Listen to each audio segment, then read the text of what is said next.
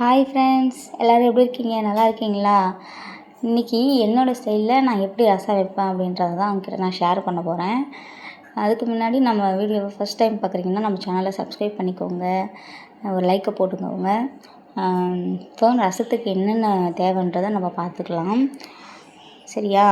இப்போ வந்து ரசத்துக்கு தக்காளி கையாலே மசித்து வச்சுருக்கேன், கருவேப்பிலை, கொத்தமல்லி, மிளகு, சீரகம், பூண்டு, 3 வரமிளகாயை வச்சுருக்கேன். இன்னும் அரைக்கணும். ஒரு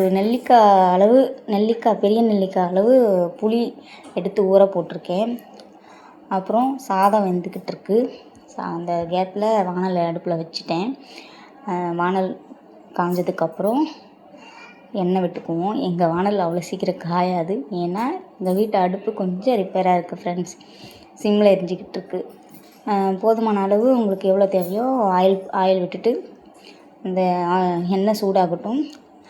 எண்ணெய் சூடாகிறதுக்கு கொஞ்சம் லேட் ஆகும், ஏன்னா நான் தான் முன்னாடியே சொன்னேன்ல, எங்கள் வீட்டில் கொஞ்சம் அடுப்பு ப்ராப்ளமாக இருக்குது. ஸோ இப்போ எண்ணெய் காஞ்சிட்டு கடுகு போட்டுக்குவோம். கடுகு போட்டுட்டு அது நல்லா பொரிஞ்சு வந்ததுக்கப்புறம் 3 வரமிளகாய் சேர்த்துக்கோங்க.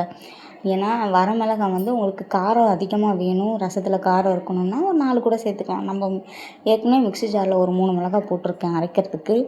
ஸோ இந்த 3 மிளகாய், அப்புறம் மிளகு ஜீரகம் கொஞ்சம் காரமாக இருக்கும். ஸோ வீட்டில் பாப்பா இருக்காங்கன்றதுனால கொஞ்சம் காரம் எனக்கு கம்மியாக வேணும், அதனால் திட்டமாக போட்டிருக்கேன். இப்போ 3 வரமிளகாய் சேர்த்துட்டு அதுக்குள்ளே கருவேப்பிலை கொஞ்சமாக, கொத்தமல்லி போட வேண்டாம், கருவேப்பிலை கொஞ்சமாக போட்டுக்கோங்க. போட்டுட்டு அரைக்கிறதுக்கு எடுத்து வச்சுருந்தோம்ல மிளகு, சீரகம், பூண்டு, அந்த பேஸ்ட் அரைச்சி அதில் ஊற்றி நல்லா வதக்கிட்டே இருங்க. ஏன்னா அதை வதக்காமல் அப்படியே விட்டுட்டிங்கன்னா அடி பிடிச்சிரும், தீஞ்ச ஸ்மெல் வரும், கொஞ்சம் நல்லா இல்லாமல் இருக்கும். அதனால் நல்லா சிம்மில் வச்சு நல்லா வதக்கி எடுத்துக்கோங்க. சரியா? இப்போ வந்து நம்மளோட அடுப்பு சிம்மில் எரியும். மறுபடியும் சொல்கிறேன்னு நீங்கள் எதுவும் நினைக்காதீங்க. என்னோடய கண்டிஷன் அப்படி. நம்ம அடுப்பு சிம்மில் எரியுன்றதுனால கொஞ்சம் லேட்டாக தான் ஆகும். நான் ஆக்சுவலாக இதை கட் பண்ணி தான் எடுத்தேன். இருந்தாலுமே கொஞ்சம் லேட்டாக தான் ஆச்சு. இப்போது கையாலே மசிச்சு வச்ச தக்காளியை போட்டுக்குவோம். தக்காளியை போட்டுட்டு தக்காளியோட பச்சை வாசனை போய் அது நல்லா வெந்து வர வரைக்கும் அதை நல்லா வதக்கி எடுத்துக்குவோம். நல்லா வதக்கிக்குவோம், நல்லா வேகட்டும்.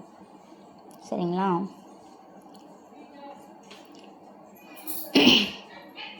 இப்போது இந்த கேப்பில் நம்ம புளி வச்சுருந்தோம்ல, அந்த புளியை வந்து கரைச்சி வச்சுப்போம் ரெடியாக. அது தக்காளிலாம் நல்லா வெந்துக்கிட்டு இருக்கட்டும், ஏன்னா கொஞ்சம் வேகாமல் இருக்க வேண்டாம், நல்லா வெந்தால் நல்லாயிருக்கும், வாசமாக இருக்கும்ல, அதுக்காக புளியை கரைச்சி எடுத்துக்குவோம். அதுக்கு முன்னாடி கொஞ்சம் மஞ்சள் பொடி போட்டுக்குவோம். மஞ்சள் பொடி போட்டுட்டு பெருங்காயப்பொடி கண்டிப்பாக போடணும். ரசத்துக்கு பெருங்காயம் இல்லாமல் மணக்காது. ரசத்துக்கு பெருங்காயப்பொடி ரொம்ப அவசியம். ஏன்னா ரசம் வாசமாக இருக்கணும்னா பெருங்காயத்தூள் இருந்தால் தான் வாசமாக இருக்கும். ஸோ அதை வதக்கிட்டு கொஞ்சம் மஞ்சத்தூள் போட்டுட்டு அதுக்கப்புறம் வதக்கி விட்டுட்டு அந்த மஞ்சத்தூள் வாசனை போடட்டும்.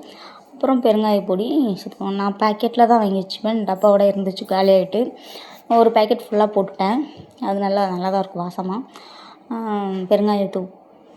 பெருங்காயப்பொடியை போட்டு அதுக்கிட்டு நம்ம கரைச்சி வச்சோம்ல அந்த புளியை ஊற்றிடலாம்.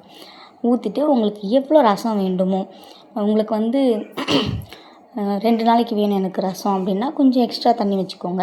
இல்லை எனக்கு இன்றைக்கி மட்டும் போதுன்னா இன்னும் கொஞ்சம் புளியை கம்மி பண்ணிவிட்டு இன்றைக்கி ஒரு நாளைக்கு மட்டும் வர மாதிரி வச்சுக்கோங்க. எனக்கு வந்து இப்போ 2 நாளைக்கு வேணும். நாளைக்கு என் பிள்ளைக்கு ஸ்கூலுக்கு வந்து ரசம் தான் வேணுமா. ஸோ அதனால் நான் கொஞ்சம் எக்ஸ்ட்ரா தண்ணி வச்சு ரசம் கொதிக்க விட்டுக்கிறேன். அப்புறம் கொஞ்சம் ரசப்பொடி போட்டுப்பேன், அதிகம் போட மாட்டேன், கொஞ்சமாக போட்டுப்பேன். அது போட்டால் கொஞ்சம் நல்லா இருக்கும், எனக்கு பிடிக்கும். அதனால் இப்போ நீங்கள் போட்டாலும் போடலாம், வேணான்னாலும் விட்டுடலாம். ஓகேவா? இப்போ ரசத்தை வந்து நான் கூட்டிட்டேன். நீங்கள் பிளேட் போட்டு மூடி வச்சாலும் ஓகே தான், இல்லை அப்படியே, ஏன்னா நம்ம வந்து பொங்கி வரும்போதே நம்ம இறக்கிடுவோம் ரசத்தை, அதனால் நீங்கள் பிளேட் போட்டு மூடினாலும் ஓகே, இல்லை அப்படியே விட்டாலும் ஓகே தான். இப்போது ரசம் வந்து நம்ம கூட்டி விட்டாச்சு. ஒரு 10 நிமிஷம் கூட ஆகாது, ஒரு 5 நிமிஷத்துலேயே நல்லா நுர வந்த உடனே நம்ம ரசத்தை ஆஃப் பண்ணிடணும். ஏன்னா கொதிக்க விடக்கூடாது. ரசத்தை கொதிக்க விட்டால் நல்லா இருக்காது. ஸோ நுரை வந்த உடனே கொஞ்சமாக கொத்தமல்லி தூவி நீங்கள் அப்படியே மூடி வச்சுருங்க. சூப்பராக இருக்கும் ரசம். ஆக்சுவலாக நான் இன்றைக்கி வச்ச ரசம் ரொம்ப நல்லா இருந்துச்சு. இந்த வீடியோ உங்களுக்கு பிடிச்சிருந்தா நம்ம சேனலில் சப்ஸ்கிரைப் பண்ணி வச்சுக்கோங்க. ஒரு லைக்கை போட்டுருங்க ஃப்ரெண்ட்ஸ். தேங்க்யூ.